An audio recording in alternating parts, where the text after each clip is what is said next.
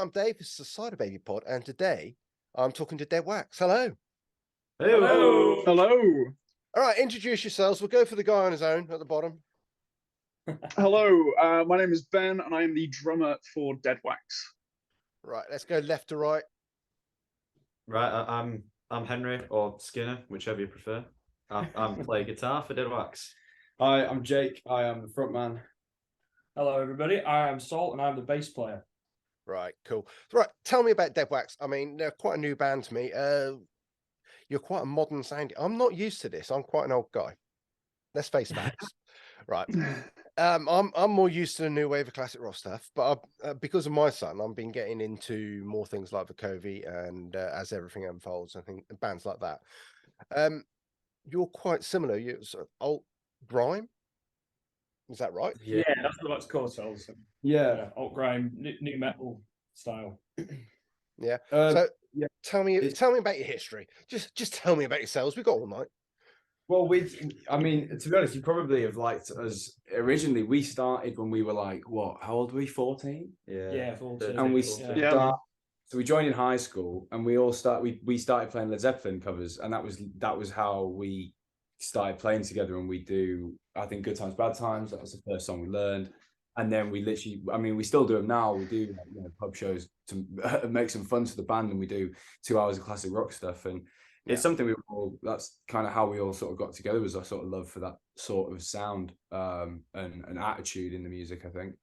And then as we all grew up together, we all went through some changes, and now we make aggressive new metal, just sort of a fusion of sort of UK hip hop and rap, where it is today, the sort of grime and UK rap with the sort of development, I would say, of metal and rock. It sort of came into like bassline and MCing and stuff. Yeah. Hosting rigs or whatever, and it was kind of like we got this.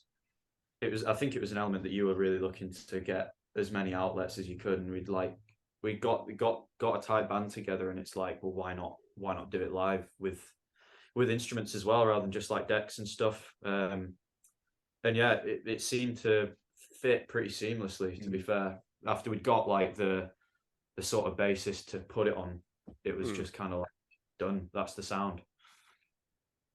So it's quite a joint decision, then. It wasn't one guy going, "Hi, I want to play this," and going, "Well, all right, maybe."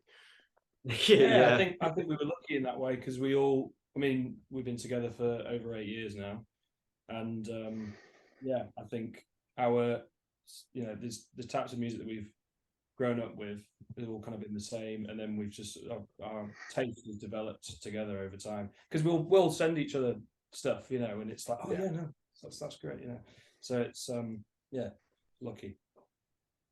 As a drummer, are you keeping yourself distance for a purpose? I mean, I'm just saying. So I wish it was music. Those guys, they just don't really like me, to be honest with you. I think the cold reality is I'm currently living life at home, and those guys have all moved out to Leeds. So I'm currently stuck in the hometown of Home Firth. Right. I'll make it there one day, maybe next year. Yeah, you don't sound too convinced about that. I got to tell you, Home Firth is wonderful. Okay. No, it's good. So, as a local scene, and is this kind of music popular where you are in Leeds now? I mean, I have to travel to Bristol to hear music like you're playing. So I've got to go quite a way, but that's normal for me. So I mean, are you picking up fans? Are you picking up a good crowd of followers? Yeah, there's definitely a scene for our sound in Leeds. It's a bit of a melting pot, I think. I find Leeds. I mean, there's a really big jazz and soul scene. There's also a massive hip hop scene. There's obviously a big indie scene that's been here for like a decade now. The punk and hardcore scene though is like, Leeds has got it really good. And like before we moved to Leeds, like we're all just from Huddersfield. It's only like 20 minutes away on the train. But Huddersfield, it seems to be either like a little bit of guitar jazz or full on just like punk and hardcore. Punk, rough music. There's not really been a band that we've seen that like is kind of doing the sort of new metal thing in our direct scene. I know that there's plenty of bands in the UK doing it, but nobody that's kind of it is similar to kind of what we do. But we've been going down really well. I mean, when we started writing psychedelic rock and blues, and and at the time I think people, even though it wasn't really the music people were listening to, our demographic, people still enjoyed going to see the gigs because we put on good live shows, like we've got a lot of energy. And I think when we developed the sound to be a lot more intense, it was, we picked up fans quicker. It was more of we became more unique and more of an event to go and see. Okay, so you've got a single out at the moment, Disconnect, yeah? That's right. Tell me about the song. Right, who's going? Well, it started like we wrote it in lockdown, right? It was pieced together as much as it's going back to something that everybody wants to forget, really. But yeah, it got pieced together like lyrically, I think was really reflecting what a lot of people were feeling at the time. Obviously you can't go out or whatever and you just stuck to the screen, but it seems coming out of lockdown that sentiment is still very how would you say relevant, because you see it like people, you come out and you're expecting like massive events and parties and what have you, but people are still very much like reserved or more reserved than they were. So that whole thing of just like getting rid of the phone in your pocket that can seem to sort of absorb your life and get in the way of you speaking to people that are like right there in front of you, you know what I mean?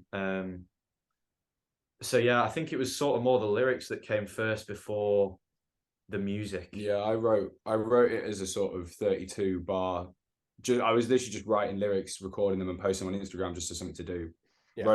Wrote the lyrics pretty much word for word what they are in the song I think it was about a year and a half, 2 years ago, something like that.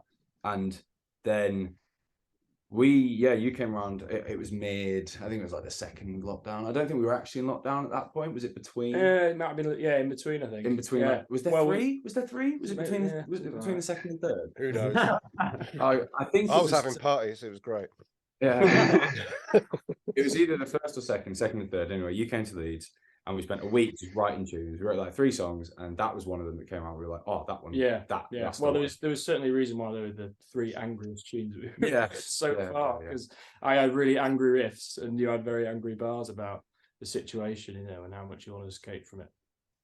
I would argue that moment was really pivotal for DeadWax. Before then, we were writing still angry, but far less angry stuff. And then coming out of that, it's really, really shaped how we're approaching music. I mean, the stuff that is unreleased and currently is on the writing floor, slowly being gigged, I think we'd all agree, is really exciting. So yeah, big ups to Disconnect. It really sort of paved the way for the next era of DeadWax, which is a massive departure from, as you were saying, psychedelic blues rock. So maybe thank God for that. But okay, you don't look very angry. I mean, you must write it all out and just gig it out. And it all comes out on stage. That's for sure. I think we surprise people actually, because if you haven't seen us before, you probably expect us to like shove you out of the way when we get on stage. But no, we get it all out, and then we're happy. Okay. So you've alluded to more music on the way. Are you recording now? Yeah, with so the Disconnect that's come out, we've had produced with Mike Krompus, who we're like super lucky to be working with. He's set a studio up near Yorkshire Sculpture Park, and he'd heard our stuff and wanted us there. So we've really we're really grateful for him being involved, because it's really brought the sound on as well, in terms of how we sound like on a record. But yeah, we've got a lot of stuff on the way. We're actually in the studio this coming Monday, recording the next one, which is are we going to say what the next tune? No, we'll keep it private. Keep it on the down. I had sense of a scoop then. Damn you. So you're going to be following like the modern path now of actually releasing singles every 6 or 8 weeks or so, rather than releasing an album or an EP or whatever. Is that the idea? Well, we're going to be doing a single that will be dropping next year, and then following that, we are going to do an EP. Obviously, in the sort of climate and how people consume music now has changed drastically, and it's a love-hate relationship between it with us. You know, it's great that it's there. I can't argue. I use it all the time. We all use it, but at the same time, kind of takes away a lot from the art. It's you know, it's consumable now, which was always supposed to be consumed, but not, I don't think, quite as it is now.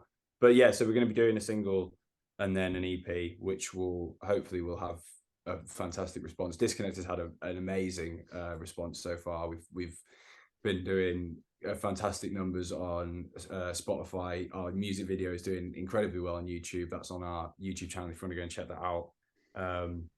Yeah, so hopefully it's up and up, basically. Brilliant stuff. You got Radio 1 play the other day, did I hear? Is that right? Yeah, we did. Yeah, we did. They're amateurs. I'm just saying. Moving on swiftly. Okay, so where can people find yourself? You mentioned YouTube channel. You've got Spotify, obviously. Have you got a website as well?